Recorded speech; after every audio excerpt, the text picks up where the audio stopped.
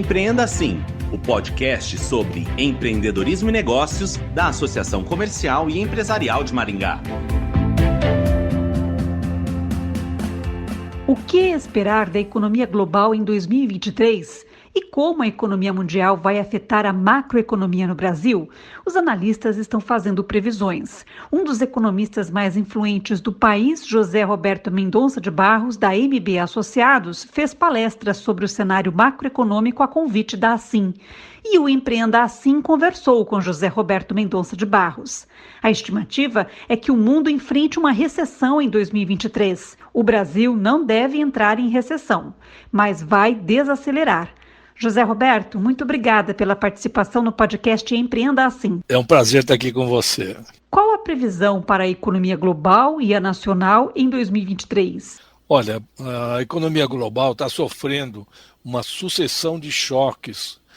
Nós temos especialmente os choques originados na Covid, que tumultuaram a produção e a distribuição de bens, fazendo com que houvesse atraso e falta de produtos e alta de custos, alta de preços, coisa que aqui no Brasil, aí em Maringá, nós sentimos em todas as áreas nesses últimos 2 anos.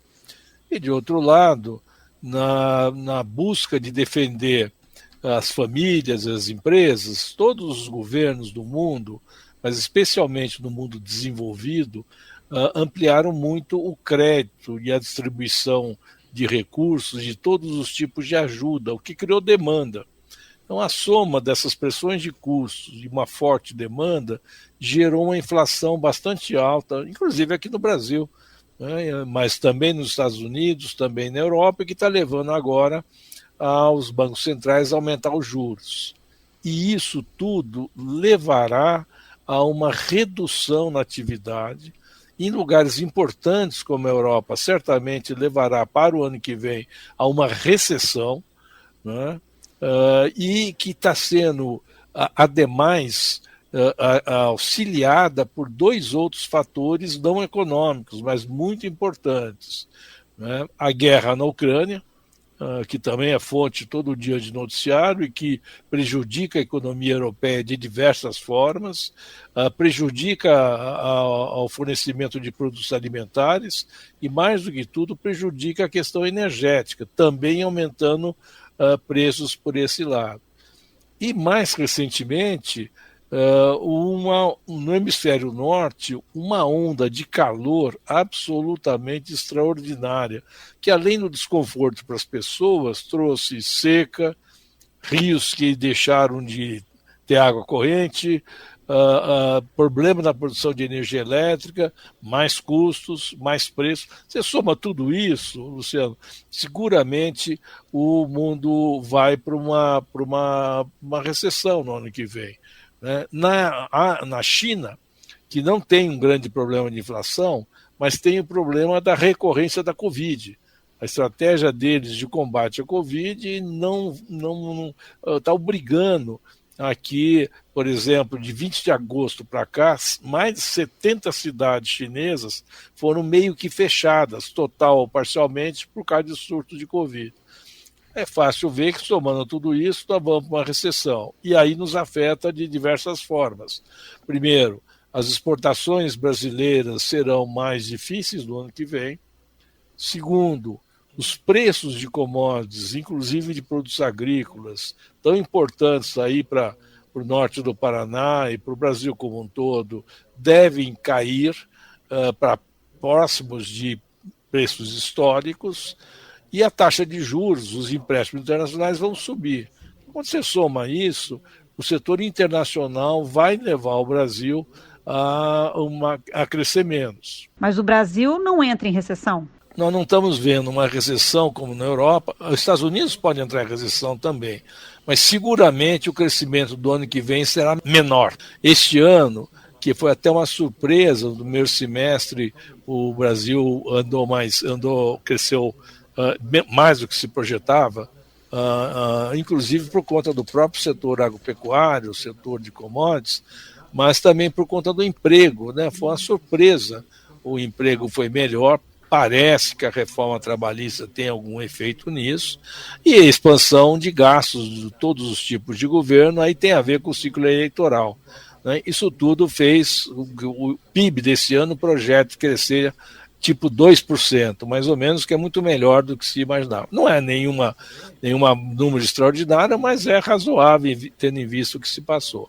Mas para o ano que vem, a nossa projeção é de um crescimento em torno de 0,5%, por conta da desaceleração, que vem lá de fora, como nós já falamos, que vem do fato que depois de passado o ciclo eleitoral vem a ressaca dos gastos públicos, né? O ano que vem os orçamentos serão muito mais contidos, menos dinheiro para girar, né? E finalmente pelo efeito de que aqui a taxa de juros já subiu. Na Europa e nos Estados Unidos já está começando a subir, mas nós começamos mais cedo, como você sabe. Nós estamos aí com 13,75 da taxa do Banco Central, já foi suficiente para aumentar muito o custo do dinheiro, para tornar mais difícil o crédito, para botar para muitas famílias com dificuldades de pagar as suas prestações. O endividamento das famílias está em níveis recordes, e muita gente atrapalhada. Então, quando você soma tudo isso, a nossa projeção para o ano que vem é de um crescimento menor. E no caso do agronegócio, da agropecuária, que é tão importante aí na região, né, ele vive todo esse conjunto, mas tem mais uma coisa, perdão, que os climatologistas estão muito firmes na previsão de mais um ano com aquele fenômeno do Laninha, que produz alguma incerteza climática, especialmente na região sul do país. Né? Então, o plantio vai ser bom, sem dúvida nenhuma, mas é possível que a gente tenha alguma dificuldade localizada com o clima aqui e ali, mas isso também conta em termos de crescimento. Soma tudo, nós olhamos para um crescimento bem modesto. E o que as empresas devem fazer agora para se proteger das dificuldades neste cenário? A gente vê já muita gente se preparando para ter um orçamento do ano que vem mais conservador. Em alguns segmentos, não, a coisa está muito acelerada, isso inclui inclusive o agronegócio, né? Muita coisa vai seguir crescendo, petróleo está bem, mas muitas empresas, por exemplo, ligadas ao varejo, tudo aquilo que depende da renda do consumidor e especialmente que depende de crédito, né, estão sendo mais conservadoras nas suas projeções, né? Mesmo a área de serviços, né, você mesmo seguramente é testemunha de que uma das coisas que fez o PIB andar mais ligeiro foi a volta ao consumo de serviços. Mas os custos estão pressionando muito o preço dos serviços, seja de viagens, seja de alimentação fora do domicílio. Isso exige mais dinheiro. Então vai começar também a levar que os consumidores sejam mais cautelosos. Eu vejo essas empresas sendo mais cuidadosas na elaboração dos seus orçamentos. Também por conta da incerteza de política, resultado da eleição e tudo mais, tem muita gente postergando decisão de investimento. O juro está caro, está meio incerto, então quem pode deixar um pouquinho mais para diante, né, muita gente está fazendo isso. Então as empresas, eu diria que estão se preparando para um ano com um pouco mais de dificuldades, especialmente aquele conjunto de empresas que tem ligação mais direta com o consumidor. Que a renda familiar, especialmente das classes B, C, está muito comprometida com os aumentos de custos e as despesas obrigatórias, né? Uma coisa vai ajudar um pouco essas empresas no ano que vem. É provável que o custo de alimentação, se a safra for razoável, como a gente imagina, né, e se os preços internacionais de commodities forem menores, é capaz de descomprimir um pouco o custo de alimentação, que você sabe, subiu tanto esse ano, e aí comprime nessas despesas obrigatórias o orçamento da maior parte das famílias. Isso seria uma ajuda, mas não altera na nossa percepção e essa expectativa de um crescimento mais modesto no ano que vem. José Roberto, muito obrigada por participar do podcast Empreenda Assim. Muito obrigado, prazer falar contigo. O podcast Empreenda Assim conversou com o economista José Roberto Mendonça de Barros, da MB Associados, sobre o cenário macroeconômico.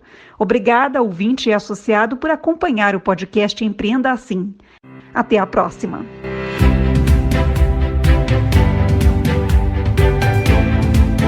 Empreenda Assim, o podcast sobre empreendedorismo e negócios da Associação Comercial e Empresarial de Maringá.